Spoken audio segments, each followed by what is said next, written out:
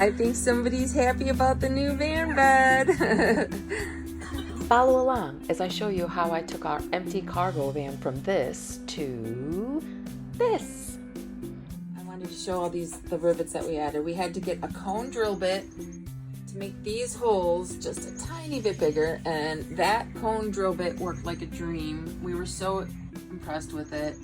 So we added all these rivets. Who knows if we went overkill, but I think we should have more than enough. Because of the curve here, we added an extra washer on the bottom to make up the difference.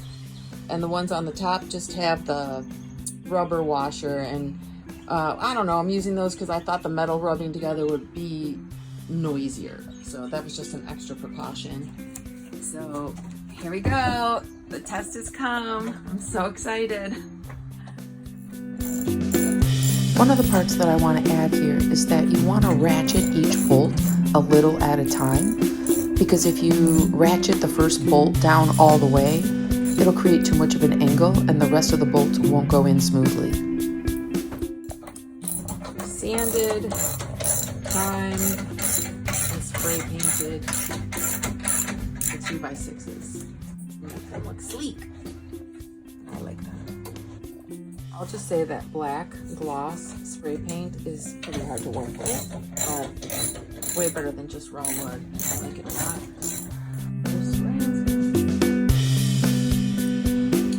Well, after another trip to the hardware store, meaty fat screws, all right, slats are in. Time for the mattress. Oh my gosh, so excited about how this came out. They had to be cut and modified so that they fit in here perfectly. Oh man, it looks good. Look at that. Look at that. Super stoked. And then these bed rails that we got from Ikea just set in the bracket. So you can just remove the bed rails out. Because we were going with something closer to a king size bed, we went with 5 of those. 1, 2, 3, 4, 5. A lot of people with a queen bed only put in 3. 5 rails was definitely overkill. We ended up removing 2 of the center rails because the arch in the slat prevented the mattress from even putting any weight on those 2 rails anyway. About the bed slats from Ikea,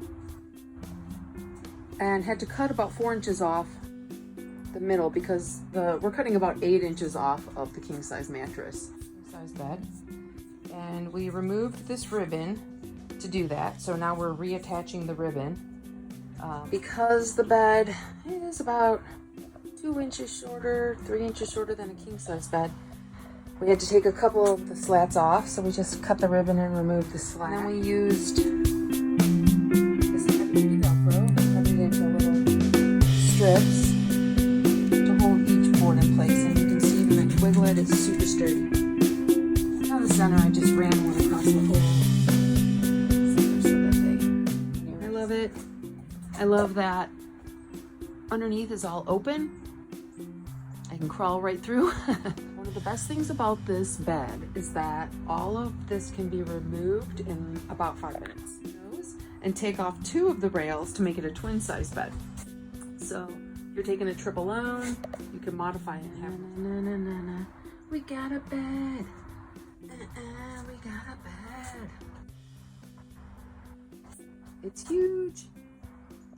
I want to zoom in here to show that if you use a 2x6 and then mount the Ikea bracket at the bottom of the 2x6, it gives you a little bit more depth for a thicker mattress. It's gonna make a popping noise like when you open a biscuit.